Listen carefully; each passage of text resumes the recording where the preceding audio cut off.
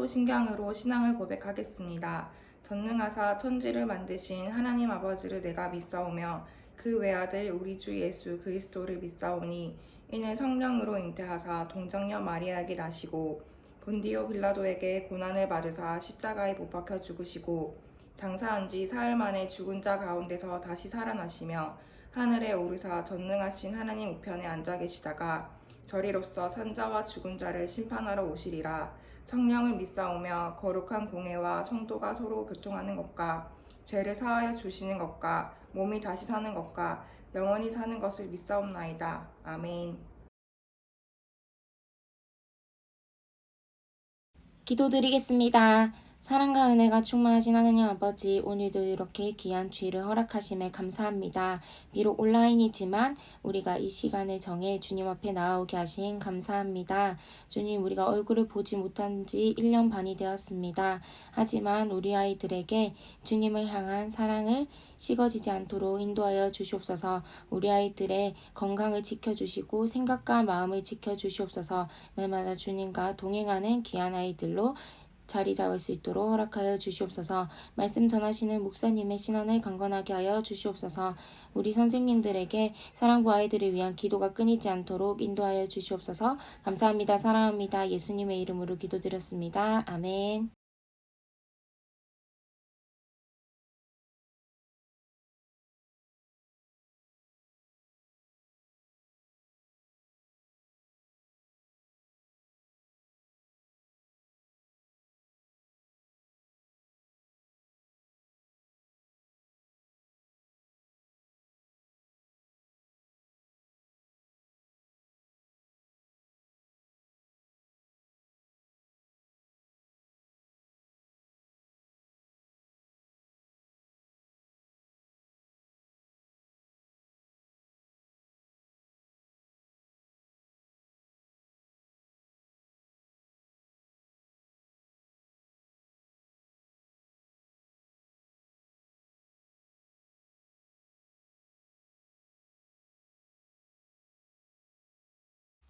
할렐루야. 사랑부 친구들, 선생님들 한 주간 잘 지내셨어요? 너무나 무더운 날씨 가운데 또 코로나 때문에 마스크를 계속 끼고 있으니까 너무나 힘든 그러한 때를 지금 보내고 있는 것 같아요.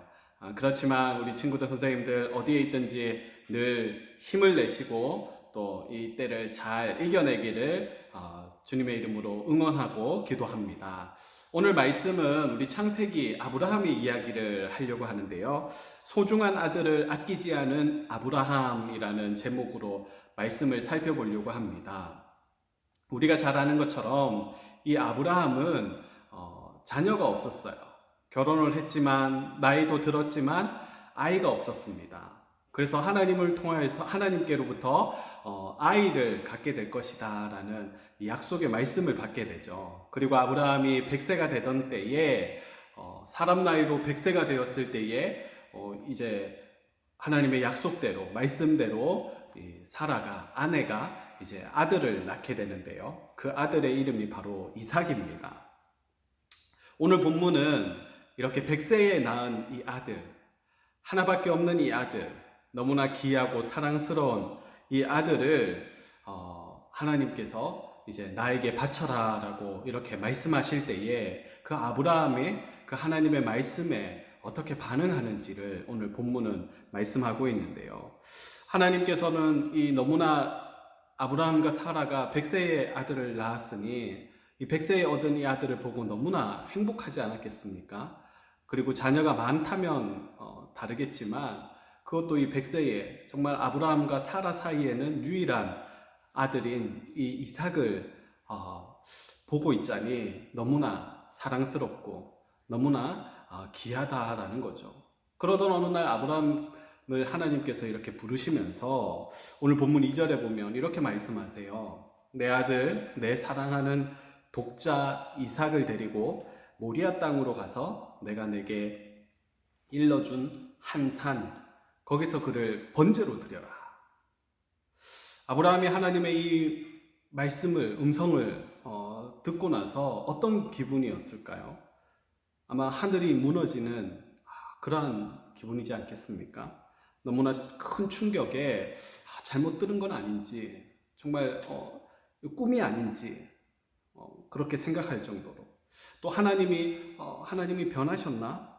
주실 때는 언제고 이제 와서 다시 달라라고 하니, 그것도 번제로 어떻게 합니까? 이 동물을 다 이렇게 팔다리 다 각을 떠가지고 나무 위에서 활활 태워서 하나님 앞에 드리는 제사가 바로 번제인데, 사랑하는 독자 아들 이삭을 그렇게 번제로 짐승들을 드리듯이 그렇게 하나님 앞에 드리라라고 이렇게 말씀하시니, 이 아브라함 입장에서 이 아빠의 마음이 얼마나 힘들까요? 별별 생각이 다 들었을 거예요. 그런데 오늘 성경을 읽어보면 이건 우리 생각이다라는 거죠. 아브라함은 그렇지 않았다라는 거예요. 아브라함의 진정한 속내는 알 수 없지만 오늘 성경 말씀을 보면 하나님께서 그렇게 말씀하시고 난 다음에 아브라함이 그 자리에 쓰러졌더라, 며칠을 끙끙 앓았더라, 아니면 하나님 앞에 정말 이러면 안 된다라고, 이러시면 안 된다라고 하나님 앞에 기도를 드렸더라, 뭐 이런 이야기들이 없어요. 그냥 하나님께서 그렇게 2절에 말씀하시고 나니까 오늘 본문 3절에 보면 이렇게 말씀합니다. 아브라함이 아침에 일찍이 일어나 나귀의 안장을 지우고 두 종과 그의 아들 이삭을 데리고 번제에 쓸 나무를 쪼개어 가지고 떠나 하나님이 자기에게 일러준 곳으로 갔다라고 이렇게 말씀하고 있어요. 그리고 4절에 보면 제3일에라고 말씀하는데요. 3일 동안 길을 가면서 아브라함은 아무런 말을 하지 않습니다. 그리고 함께 가던 그 종들을 이제는 하나님께서 지시한 그 산, 그 땅을 바라보면서 이제는 그곳에 있으라, 기다리라 라고 이야기하면서 이삭과 함께 이제 길을 떠나게 되는데요. 왜 종들을 이렇게 그곳에 두었을까 추측을 해보게 되면, 이 아브라함이 당시에 나이가 100세가 넘었잖아요. 그리고 100세가 넘은 이 할아버지가 하나밖에 없는 이 독자 아들을 제사로 드린다라고 하면 여러분, 종들이 가만히 있을까요? 아마 목사님 생각에는 이 종들이 우리 주인이 나이가 많이 들고 100세가 넘고 이러다 보니까 노망이 들었는 것 같아, 제정신이 아닌 것 같아 해서 아들 이삭을 잡아서 하나님 앞에 번제로 드리려고 할 때 종들이 말리지 않겠습니까? 그러니까 이 종들 2명은 그 자리에 남겨두고 하나님 앞에 이삭과 함께 예배드리고 오겠다라고 얘기를 하고, 이삭에게 그 번제에 쓸 나무를 짊어지게 하고 이제 하나님께서 지시한 땅을 가게 되죠. 이 구약의 이 장면은 신약에서 말씀하는 예수님의 모습, 예수님께서 십자가를 지는 그 모습을 연상케 합니다. 예수님께서 우리의 죄를 대신하시기 위해서 이 땅에 화목제물로 오셔서 당신이 짊어지실 그 달려 죽으실 십자가를 지고 골고다 언덕을 올라가셨던 것처럼, 이 구약의 오늘 본문의 말씀에 아브라함의 독자 이삭, 하나님의 독생자 예수 그리스도, 하나님이 지시한 곳으로 그가 자기의 번제에 쓸 나무를 지고 올라갔던 것처럼, 순종함으로 올라갔던 것처럼 예수님께서도 이 땅에 오셔서 당신이 지실 그 십자가를 지시고 하나님의 독생자이신 그분께서 골고다 언덕을 올라가셨다라는 것이죠. 오늘 본문을 보면 하나님께서는 이 아브라함에게 말씀하시고, 이 아브라함은 하나님의 말씀에 순종함으로 이 이삭을 데리고 번제를 드리려고 이제 가고 있습니다. 가던 때에 이 아들 이삭의 한마디 아버지에게 물어봐요. 불도 있고 나무도 있는데, 그런데 하나님 앞에 번제할 양은 어디에 있습니까? 아마 이 얘기를 들어보면 아브라함이 하나님 앞에 번제를 드리고 예배를 드리고 제사를 드렸던 것을 이 이삭도 봤던 것 같아요. 그러니까 아브라함이 번제를 드린다, 제사를 드리러 간다라고 하니까 이 오늘 제사 때 써야 될, 번제 때 써야 될 나무도 있고 불도 있는데, 그럼 어린 양은 어디 있는가? 이삭이 이렇게 물어보는 거죠. 그런데 이렇게 물어보는 이 아들의 그 질문이 아빠의 심정에는 정말 비수로 꽂혀들을 수도 있는데, 아브라함은 자연스럽게 아무렇지 않게 대답을 합니다. 내 아들아, 번제할 어린 양은 하나님께 자기를 위하여 친히 준비하시리라 라고 말씀해요. 하나님께서 일러주신 곳에 이르자 아브라함은 조금도 지체하지 않습니다. 우리 같으면 이 큰 일을 두고 다리가 풀리거나 너무나 이렇게 그곳에서 심각하게 생각하거나 기도하거나 이렇게 할 텐데, 아브라함은 하나님께서 지시한 그곳에 도착했을 때에 조금도 지체하지 않아요. 바로 그곳에서 제사를 드릴 수 있는 제단을 쌓게 되고 그 위에다가 번제에 쓸 나무들을 놓게 됩니다. 그리고 이제 뭐만 남았나요? 그 번제 나무 위에 그 번제로 드릴 제물만 놓으면 되는데요. 나무를 놓고 난 다음에 이제 그 아들을 결박을 합니다. 꽁꽁 묶어서 못 움직이게 이렇게 하죠. 그리고 나무 위에 이렇게 올려놓아요. 이제는 뭘 합니까? 칼을 들어서 이제 죽이려고, 칼을 내리치려고 하는 찰나에 하나님께서 아브라함을 부르시죠. 그리고 이렇게 말씀합니다. 그 아이에게 내 손을 대지 말라. 그에게 아무 일도 하지 말라. 내가 내 아들 내 독자까지도 내게 아끼지 아니한 것을 내가 이제야 이것을 보고 내가 하나님을 경외하는 줄을 내가 아노라라고, 아브라함의 이러한 모습을 통하여서 하나님께서는 정말 입으로만 하나님을 사랑한다라고, 입으로만 하나님을 예배하는 자로 하나님을 믿는다라고 하는 것이 아니라 정말 그 행함으로 인하여서 그 아브라함의 그 하나님을 진정으로 경외하는, 이 경외라는 단어는 하나님을 두려워하고 또 하나님을 너무나 사랑하는 어떤 이러한 복합적인 의미를 가지고 있거든요. 그렇게 하나님께서 말씀하시고 나서 이제 아브라함이 주위를 둘러보니까 아브라함 뒤에 이제 수풀에 뿔이 걸려 있는 순양이 있는 거예요. 그래서 이삭 대신에 그 순양을 잡아서 하나님 앞에 번제를 드리게 되고, 하나님은 그 제사를 받으시고 난 다음에 아브라함에게 놀라운 축복을, 아브라함뿐만이 아니라 아브라함 그 한 사람을 통하여서 자손 대대로 하나님은 큰 축복을 이렇게 약속을 하십니다.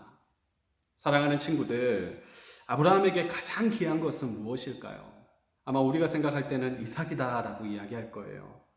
그렇게 보이지만 오늘 본문을 자세히 묵상해 보면 아브라함에게 가장 귀한 것은 이삭이 아니라 바로 하나님이었다라는 것을 알 수가 있습니다. 물론 이삭이 너무나 귀하고 너무나 소중하고 사랑스럽지만, 그러나 이삭을 주신 분이 하나님이시다라는 것을 아브라함은 알고 있었다라는 것이죠. 여러분, 우리에게도 소중하고 너무나 귀한 것들이 많이 있습니다. 그런데 곰곰이 생각해 보면 우리가 소중해하고 귀하게 여기는 이 모든 것들이 내 것인 것처럼 보여지지만 실상은 하나님께서 내게 주신 것이다 라는 것이죠. 그것을 우리에게 주신 분이 하나님이시다라는 것입니다. 아브라함에게 가장 귀하게 여겼던 이 이삭을 하나님 앞에 드릴 때에 하나님께서는 아브라함에게 정말 큰 축복을 주십니다. 하나님께서는 아브라함이 하나님께 드린 이삭을 받기 이전에 아브라함의 그 중심을, 마음을, 하나님을 향한 그 마음을 하나님께서 받으셨다라는 것을 알 수 있죠. 우리가 아이를 키우다 보면 아이가 가장 좋아하고 가장 행복해할 것을 이 아빠가 선물로 줄 때가 있어요. 저도 이제 아이들이 있으니까 아이들이 좋아하는 아이스크림을 이렇게 하나씩 지어주고, 그럼 아이들이 너무나 행복해하죠. 그럼 아이들에게 그 행복해하는 그 순간의 모습을 보고 있다가 아빠도 한 입 달라라고 이렇게 하면 아이들의 표정이 변하는 걸 볼 수가 있어요. 어린 아이는 어쩔 줄 몰라 하는, 이거를 아이스크림을 보고 아빠를 보고 아이스크림을 보고 아빠를 보면서 한 입을 달라라고 하는데 어쩔 줄 몰라 하는 아이가 있는 반면에, 또 어떤 아이는 아빠 내 거 먹어 라고 이렇게 자기가 한 번도 안 먹었는데 자기가 너무 좋아하는 이 아이스크림을 아빠에게 이렇게 주는 아이가 있어요. 여러분, 그렇게 아빠가 이것을 받게 되면 어떤 생각이 드나요? 아이가 나에게 아이스크림을 줬다라고 이렇게 받아들이나요? 그게 아니죠. 너무나 귀한 이 아이스크림을 아빠에게 준 아이의 모습을 통해서 그 아이의 마음을 받게 된다라는 것이죠. 그러면 그 마음의 아빠의 기분은 어떨까요? 하늘을 날듯이 너무나 기쁩니다. 그리고 이 아이에게는 더 크고 더 좋은 것으로 주고 싶어 하는 것이 아버지의 심정이다라는 거죠. 마찬가지로 우리 하나님도 그러시다라는 것이죠. 우리에게 주신 것이 모든 것이 하나님께로부터 왔다라는 것을 우리가 인정한다면 내가 가지고 있는 것을, 내가 가장 귀하게 여기는 것을 하나님 앞에 기쁨으로 드릴 수가 있다라는 것이죠. 뿐만 아니라 그렇게 드릴 때에 하나님은 그것을 받고 가만히 계신 분이 아니시다라는 거예요. 더 귀하고 더 우리가 정말 상상하지 못할 그러한 축복을 우리에게 부어주시는 분이 바로 우리 하나님이시다라는 거예요. 오늘 창세기 22장 1절에 보면 참 중요한 단어가 있는데요. 하나님께서 아브라함을 시험하려고 이 일을 하셨다라는 말씀이 있어요. 여러분이 이 시험이라는 것은 마귀가 우리를 넘어뜨리려고 하는 유혹과 어떤 이러한 어려움이 있지만, 그러나 하나님께서 우리에게 더 큰 축복을 주시고자, 우리의 믿음을 한번 달아보시고자 하시는 테스트라는 시험이 있다라는 거예요. 여러분, 하나님께서 이 아브라함에게 주신 이 시험은 하나님께서 더 큰 축복으로 아브라함을 축복하시고자 아브라함의 믿음을 한번 달아보신 것이다 라는 것이죠. 오늘날 마찬가지로 우리에게도 이러한 일들이, 하나님의 이러한 테스트, 시험이 우리에게 찾아온다라는 것입니다. 그때 우리는 어떻게 반응해야 될까요? 이러한 아브라함과 같은 이러한 믿음이 우리에게 있어야 될 줄로 믿습니다. 사람의 마음도 이렇게 아이가 아버지에게 이렇게 드릴 때에 이렇게 감동을 받는데, 우리 하나님은 어떠실까요? 우리의 모든 형편을 아시는 하나님께서 내가 가지고 있는 작고 연약한 것, 이 전부를 하나님 앞에 드릴 때에 하나님은 더 큰 진심으로 이 아브라함에게 축복하셨던 것처럼 우리에게 축복하신다라는 것이죠. 사랑하는 친구들, 우리가 하나님께 드릴 수 있는 가장 귀한 것이 무엇이 있습니까? 물론 내가 가지고 있는 여러 가지들이 있겠죠. 그런데 하나님이 받고 싶어 하시는 우리의 가장 귀한 것이 있다 그러면 바로 우리들의 마음입니다. 하나님이 아닌 다른 것들을 너무나 사랑하고 너무나 주인으로 삼았던 그 마음, 그 마음을 하나님 앞에 하나님이 받으시길 원하신다라는 것이죠. 이 마음은 하나님께서 어떻게 받으실까요? 하나님, 제가 하나님을 사랑합니다. 하나님, 저의 주인이 되어주세요. 제 인생에 하나님이 왕이십니다. 이렇게 우리가 하나님을 인정하고 하나님을 사랑한다라고 고백하고 하나님 제 마음을 받아달라라고 우리가 기도할 때 하나님은 어쩔 줄 몰라 하면서 너무 기뻐하시고 너무 기뻐하신다라는 것이죠. 아브라함처럼 하나님께 우리가 가지고 있는 가장 귀한 것이 무엇인지 곰곰이 생각해보며 하나님께 귀한 것으로 드림으로 하나님을 기쁘시게 해드리는 우리 사랑부 친구들, 저와 여러분이 되시기를 주님의 이름으로 축복드립니다. 아멘. 헌금하시겠습니다.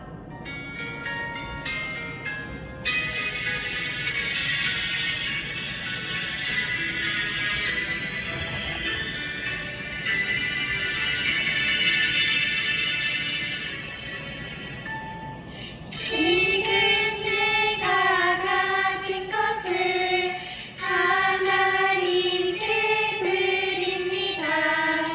하나님 나라 위하여 아름답게 쓰이는 예물이니 즐거운 감사한 마음으로 하나님께 드립니다.